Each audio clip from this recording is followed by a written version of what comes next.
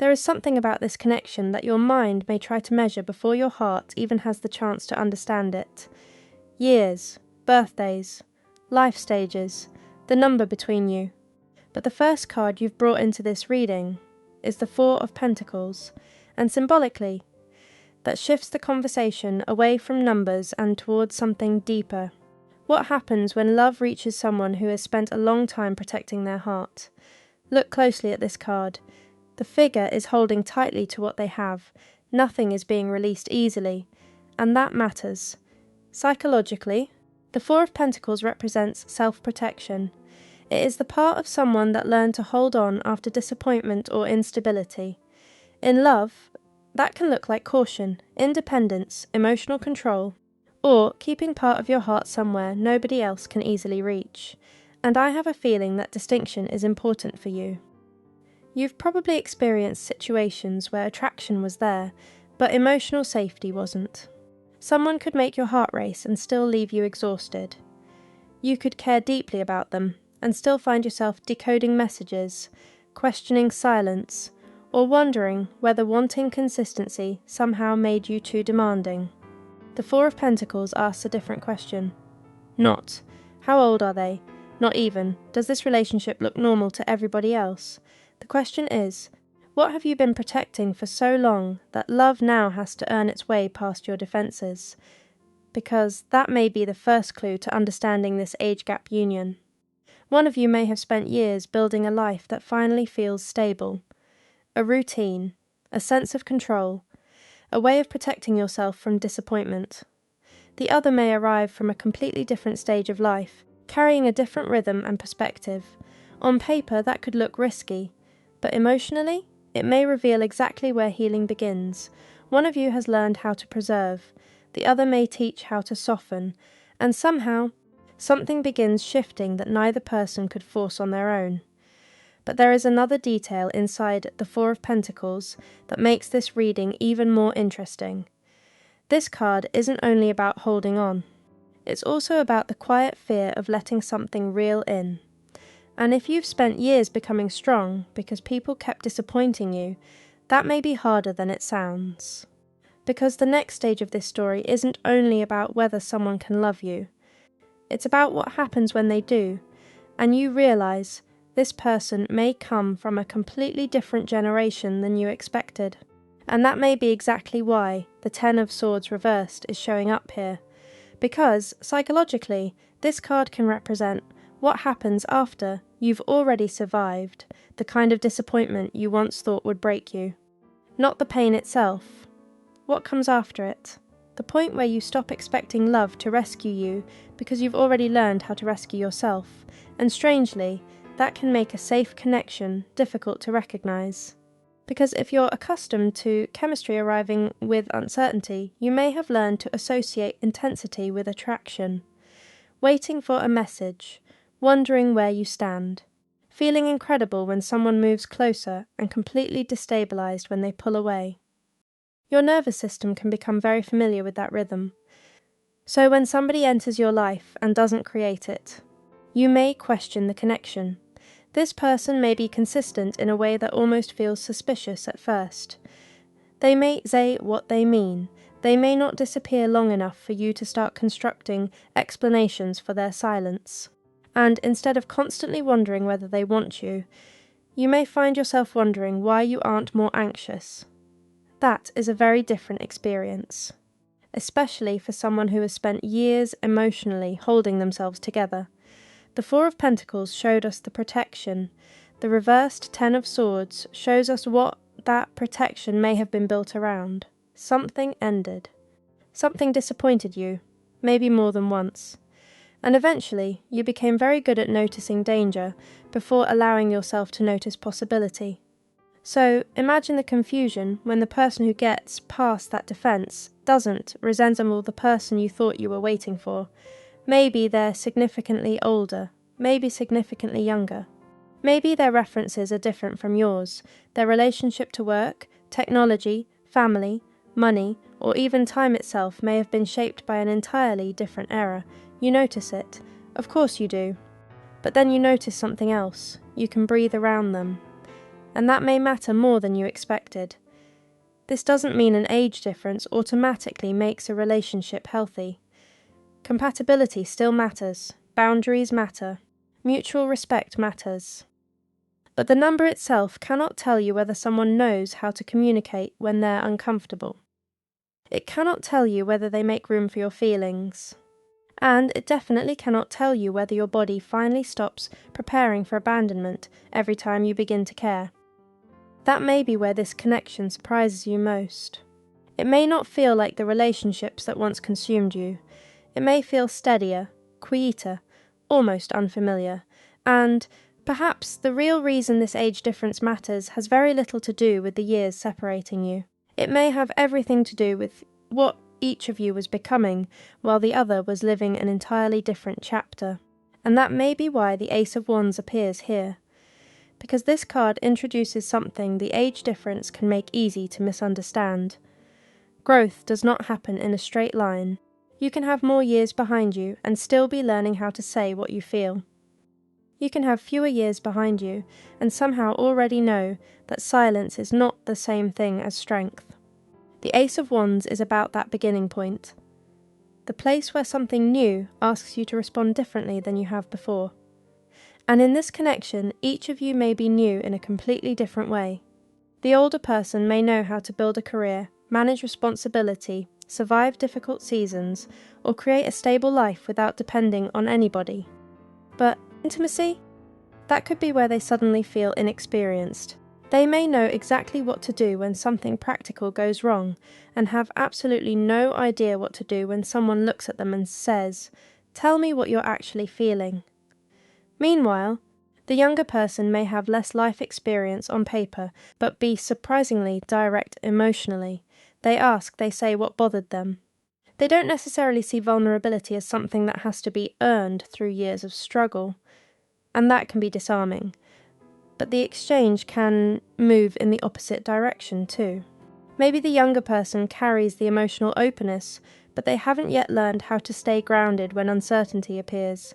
Maybe they move quickly, feel quickly, react quickly. And the older person brings a kind of steadiness that says, we don't have to solve everything tonight. Neither person is automatically ahead, that's important. Because an age gap can tempt people to assume there must be a teacher and a student somewhere in the relationship. But what if there isn't? What if you're teaching each other different things? One person may teach patience. The other teaches honesty. One may know how to stay when a conversation becomes uncomfortable. The other may know how to begin the conversation nobody wanted to have. And suddenly, the difference between you stops functioning like a ranking system. It becomes information. It shows you where each person has developed strength and where each person is still being invited to grow. That is where the Ace of Wands becomes interesting psychologically, because newness isn't always about meeting someone new. Sometimes it's about discovering a version of yourself that has never had the right relationship in which to exist. Maybe you've never been this direct. Maybe they've never been this soft. Maybe one of you is learning stability while the other is remembering spontaneity. And those are very different lessons, but they can belong in the same relationship, which may be why the two of you don't need to be standing at identical stages of life for something meaningful to happen between you. Your differences may actually create the exact emotional conversation both of you have been avoiding. And that leads to something even stranger about this connection, because the person everybody assumes has the power here may not be the person who actually changes the relationship. And that may be why the Eight of Wands reversed appears here, because this card can symbolize what happens when something that normally moves quickly is forced to slow down, and emotionally, that may describe the power shift better than anything else. The person who appears to have more control may be the one who suddenly doesn't know what to do with themselves. Maybe they're older, more established, more financially secure. Maybe they're the person everyone assumes would naturally set the pace of the relationship. But having control over your life is not the same thing as having control over what someone makes you feel. And the Four of Pentacles already showed us that. Sometimes the person who has built the strongest external structure has done so because structure feels safer than vulnerability. They know how to manage. They know how to plan. They know how to leave before something has the chance to disappoint them. Then somebody comes along who doesn't respond to those defences in the expected way. They expect a game. You answer honestly. They expect you to become distant because they became distant. You simply ask what happened. They prepare themselves for judgment. And instead, you become curious. That can interrupt an entire emotional pattern. Which is where the reversed Eight of Wands becomes interesting. Because the change may not happen through pressure. It may happen through the absence of it. One person may be accustomed to relationships where emotional power came from withholding, disappearing, creating uncertainty, or making the other person prove how much they cared. But this connection doesn't necessarily work that way. There may be less chasing, less performing, less strategy, and suddenly the person who usually knows how to maintain emotional distance has nothing to push against. That does not mean an unequal dynamic is romantic. Manipulation is still manipulation. Dependency is still dependency. And any meaningful relationship requires mutual choice, respect, and the freedom for both people to say no. But emotional influence is something different. Sometimes another person changes you simply because their way of relating shows you that your defences are no longer necessary. And that can be more destabilising than conflict, because conflict gives you something to control. Safety asks you to release control. There is a difference, and perhaps the person everyone assumes has less power because they're younger, less established, or simply living a different kind of life, is actually the person bringing the emotional honesty that changes the entire atmosphere, not by dominating it, by making domination unnecessary. And for someone who has survived by staying 3 steps ahead emotionally, that can feel almost frightening. Because once you stop managing the connection long enough to actually experience it, another question begins to surface. Not what do the two of you think about this relationship? What happens when everybody else starts having an opinion about it? And that may be why the Three of Swords appears here, because this card can symbolise the pain created when something personal becomes exposed to judgment. Not necessarily betrayal, not necessarily heartbreak in the traditional sense. Sometimes it's the moment something that felt clear between two people becomes complicated by everybody else's interpretation of it. You may be completely comfortable with this person when it's just the two of you. Then somebody asks their age, or yours, and suddenly the room feels different. Maybe you start wondering what your family will think, whether your friends will understand, whether people are going to assume something about the relationship before they know anything about how the two of you actually treat each other. And that can create a very specific kind of pressure. Because now you're not only experiencing the relationship, you're imagining yourself explaining it, defending it, preparing answers for questions nobody has even asked yet. The Three of Swords matters here because outside judgment can eventually become internal conflict, but discernment is important. Not every concern from someone who loves you is automatically judgment. If people notice manipulation, dependency, disrespect, control, or a lack of freedom between you, those things deserve attention regardless of age. But a number by itself cannot tell that story. You have to look at the relationship. Can both people disagree safely? Can both people maintain their own identity?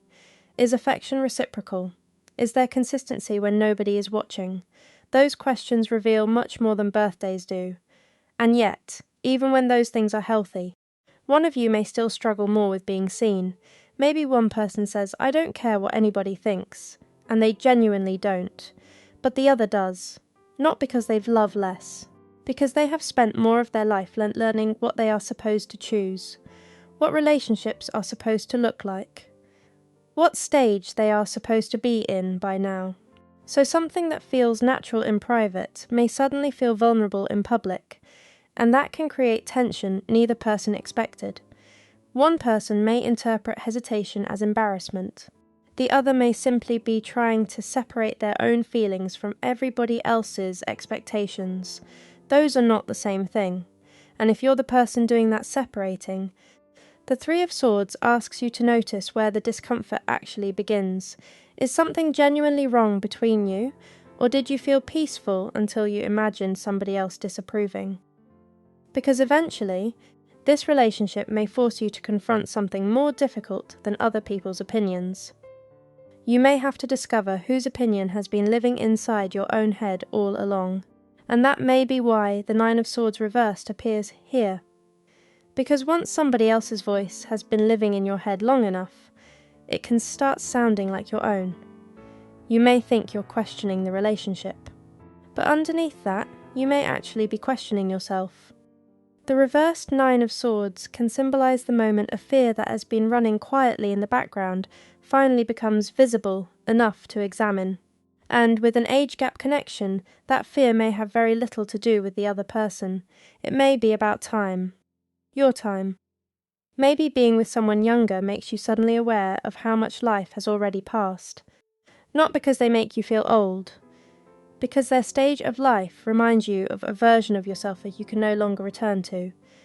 And that can bring up things nobody really teaches you how to talk about. Did I wait too long? Did I miss something? Am I still allowed to want this now? Or maybe you're the younger person, and the fear moves differently. You may wonder whether your feelings will be taken seriously, whether somebody will assume you don't know yourself yet, whether loving someone further along in life means you're somehow skipping parts of your own. Those questions can become heavy very quickly, especially when the relationship itself may not be creating the fear. The meaning you're attaching to time is, and there may be other concerns underneath it too. One person might quietly wonder what aging together would actually look like. Another may fear being replaced later. Someone may be thinking about caregiving long before caregiving is even relevant. Someone else may be comparing this relationship to an imaginary timeline they thought their life was supposed to follow. Marriage by this age, children by that age, settled by then, certain by now. And if reality doesn't match the picture, the mind can interpret difference as failure. That is what makes the reversed Nine of Swords so revealing here. It asks whether the anxiety is giving you information or repeating an old rule. Because you may think you're afraid of their age, but you could actually be afraid of what their age forces you to confront about your own life. What you've done, what you haven't done, what still feels possible, and what you secretly worry may no longer be. That is much more personal than judgment, and much harder to dismiss. But once that fear is visible, something else becomes possible. You can begin separating reality from the story you've been telling yourself about time, and that may expose one of the strangest dynamics in this entire connection. Because the two of you may not only be at different stages of life, you may actually experience time in completely different ways. And that difference could explain why this connection feels so intense. And that may be why the Lovers Reversed appears here. Because this card can symbolize a connection that feels significant internally while still raising very real questions about how two lives actually fit together. And that distinction matters. There is a difference between recognizing someone and being ready for what that recognition asks of you. Sometimes two people meet and there is an immediate sense of familiarity that is difficult to explain logically. You understand each other's humor. Certain conversations has become personal faster than expected. You may feel strangely comfortable revealing things you normally take months to say. And with an age difference involved, that can be confusing, because your chronological timelines may say you should have very little in common, but emotionally, you may recognize something. One person may have learned independence very early. They know how to survive alone. They know how to make decisions without reassurance, but tenderness may have come much later. The other person may have always known how to love openly, yet spent years learning that love without boundaries can become self-abandonment. So one learned strength first, the other learned softness first. And now each person is encountering the lesson the other already understands. That may be one way of understanding this idea that souls don't care about the number. Not that numbers are meaningless, they're not. Age can affect power, Responsibility, health, family plans, finances, and what each person realistically wants from the future. Consent matters, compatibility matters, the actual life you're building matters. But emotional development does not follow a universal calendar. Some people learn boundaries at 25, others learn them at 55. Some people learn how to be independent before they learn how to receive love. Others spend years loving everyone around them before realizing they have never learned how to protect themselves. Your ages tell one story, your inner lives may tell another. And the reversed lovers brings attention to that gap between recognition and alignment. Because feeling, why does this person seem so familiar to me, can be powerful, but familiarity alone cannot make decisions for you. Maybe this connection is challenging your belief that certain experiences must happen by a certain age. That love has an expiration date. That commitment belongs to one chapter. That reinvention belongs to another. Maybe the real disruption is discovering that life did not follow the sequence you expected. And yet something meaningful still arrived. That matters too. But now the reading reaches a much more difficult question. Because recognizing each other is one thing. Choosing each other inside the realities of two very different lives, that's something else entirely. And that may be why temperance appears here. Because this card is not really asking whether two people feel deeply for each other. It is asking whether two different lives can be blended without either person disappearing inside the relationship. And that is a much harder question. Temperance is about adjustment, patience, finding a rhythm that neither person could create by insisting everything happen on their own terms. Because eventually, an age gap connection has to leave the emotional world and enter the practical one. Where do you see yourself 5 years from now? 10? Does one person want marriage while the other has already lived through it, and isn't sure they want it again? Does one person imagine children while the other is thinking about a completely different stage of family life? Maybe one of you is still building a career. The other may finally be reaching the point where work no longer needs to consume everything. One wants movement, the other wants more peace. And neither desire is wrong. But love cannot negotiate those differences by pretending they aren't there. That is where temperance becomes important psychologically. Because compatibility is not sameness. It is the ability to bring two realities into the same conversation. Maybe one person needs more independence than the other expected.